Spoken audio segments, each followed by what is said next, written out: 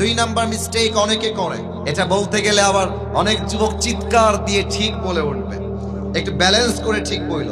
কিছু ছেলে পেলে আছে সামনে ইফতারি রাখা, জান তুমি কি দিয়ে ইফতারি করবে আজকে,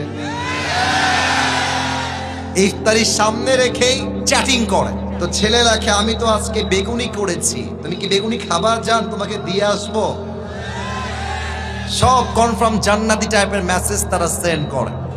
এবং অনেক মুরব্বীকেও আমি দেখেছি ইফতারির সামনে রেখে আউল ফাউল কিচ্ছা কালাপ গল্প করে। না, ইফতারির খাবার সামনে রেখে this is the right time to make সাপ্লিকেশন। আল্লাহর হাবিব বলেছেন ইফতারির সামনে রেখে যেই বান্দা আল্লাহর কাছে দোয়া করে, আল্লাহ বান্দার দোয়াকে সঙ্গে সঙ্গেই কবুল করে নেয়। সুবহানাল্লাহ পড়ে।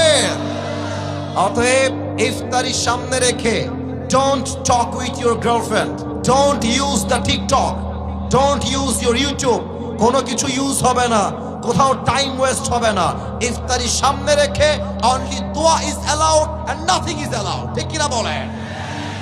ইফতারির সামনে রেখে আমি সবার থেকে জানতে চাই, আমরা সবাই হাত তুলে কি করব? একটু জোরে বলেন, ইফতারির সামনে আমরা হাত তুলে কি করব?